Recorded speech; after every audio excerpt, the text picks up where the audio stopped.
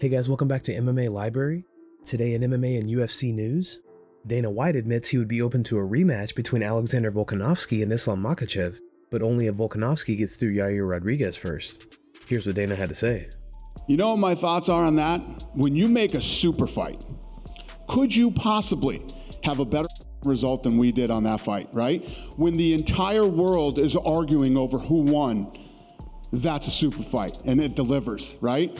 The only thing that could possibly be better than that is the guy who's fighting for the interim title comes out looking incredible too. So now you got Yair versus Volkanovski, right? We'll see what happens with Islam and where he ends up fighting next. You have to do Yair. You have to do that fight. I mean, the guy came out and absolutely dominated a stud that night. And then you have the rematch after they both fight again. You could not have a better result. Makes sense. So definitely Yair first, not before giving Volk. I mean, listen, I don't know. We didn't make any fights yet. Yeah. There are a lot of different things that play out in making these fights. You know, timing, injuries, personal stuff, whatever it might be. But yeah, to me, the fight that makes sense is you make Yair versus Volkanovski, Islam versus somebody whenever that happens, and then you do the rematch. Rafael Fiziev gives his take on Justin Gaethje during a recent interview. The pair are set to face off at UFC 286, and Fiziev believes Gaethje's style can become a weakness. He have very good style. It's a hard style. He fight with a hard, and everybody who fight with a hard have a big plus, and big minus.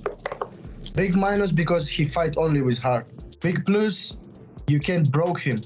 Because he fight with his heart, you know, it's very hard to broke his mind, broke his heart, you know. But if you have good IQ, if you like this game, if you love stay on the cage, you can beat him easily, easy. Fiziev then admits he wants to play with Gaethje inside the octagon. I want to play with him. I want to show him. I want to do like, you know, how to say in English, like D-class. I want to show D-class. Yeah.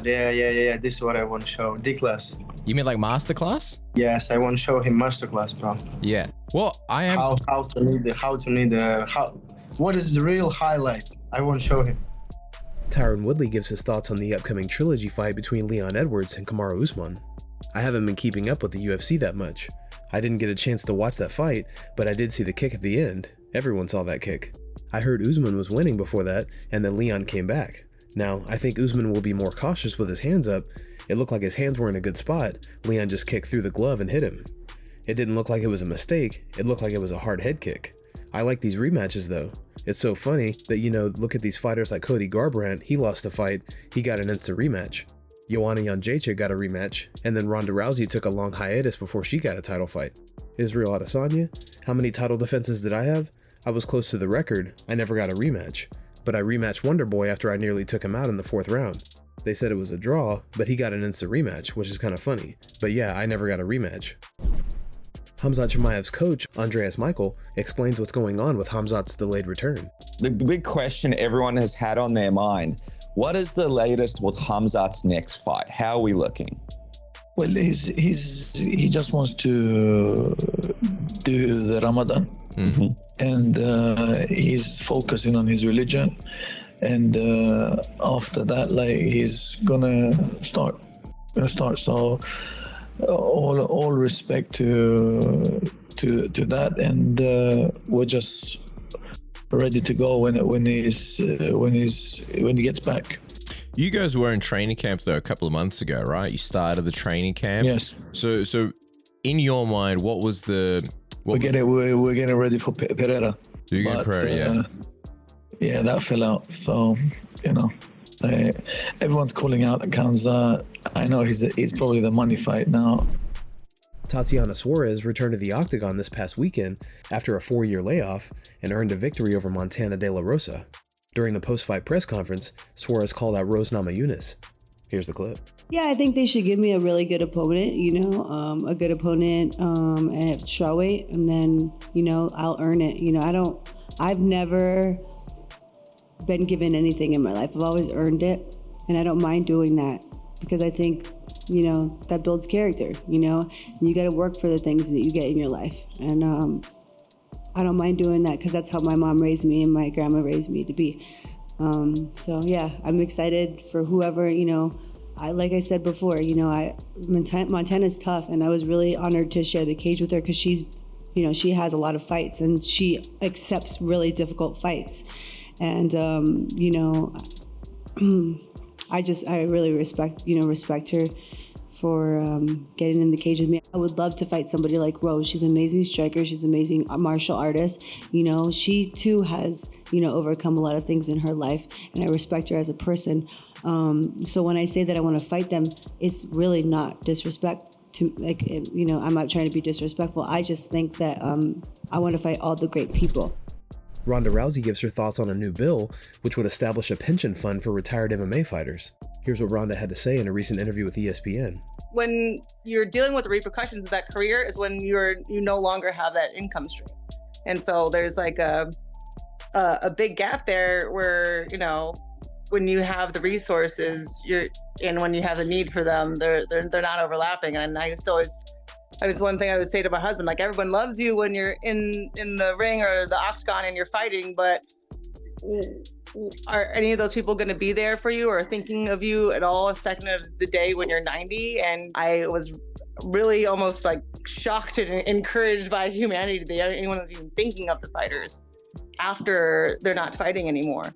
Because I just kind of thought that nobody cares ever, that they only want to see us punch each other and it's really cool, and then they forget about us and don't ever think about us for a second after that. And this is the first time I've really felt that anyone actually is thinking about the fighters themselves. Sean O'Malley gives his take on whether the UFC GOAT is Alexander Volkanovski or John Jones during a recent episode of the Bro Malley Show. March 4th, I think, is the date, but March 4th. Wow, that's incredible, man. I think a lot of people have been debating this. If he comes out, John Jones, and takes on Cyril Gane and beats him, does it solidify the GOAT? Or what do you think? I mean, right now, I don't know if it's recency bias or what, but I would say Alexander Volkanovski is the GOAT right now. Really? But it's just so hard. It's almost like you got to beat different styles, and then you go in there, and I mean, he did lose to Islam, so it's like, right. I don't know. It's the GOAT's. It's a hard. I don't know, man. John Jones compares Cyril Gane to many of his previous opponents during a recent interview with SiriusXM. Jones went on to say he believes he's a more well-rounded fighter, and he's better than Gane in all aspects of martial arts. Do you think his offense is other than the once again the stance switches, do you think he brings anything power-wise that you haven't seen before at light heavyweight? No. You know, I think of my Thiago Santos fight all the time. You know, Thiago is a guy who, when he kicks you with all of his heart. And when he swings at you, he's coming at you with more than one punch, and he's looking to knock your head off with that left or that right. You know, that's a tougher kickboxing match, in my opinion, than a guy like Cyril Gane. I've been in this situation many times before, and as I look back over my career, I just feel like I've fought much better martial artists, more well-rounded martial artists, guys with that one-shot knockout power. And I really do believe that I'm better than Gane in all aspects of martial arts. I take it more seriously. It is my life. It is my world. And recently I've been seeing quotes of him talking about not even really liking MMA and you know, like he's talking about being lazy, not really training in between fights and all this type of stuff. And I'm just like, dude, I don't know if you're trying to lull me to sleep, but if this is really your attitude going into a world championship fight, I feel sorry for you. It's probably why you lost to Francis. Guys, thanks so much for checking out the video. If you like the content we do here on this channel, don't forget to like and subscribe to MMA Library for all the latest MMA and UFC news. We'll see you in the next video.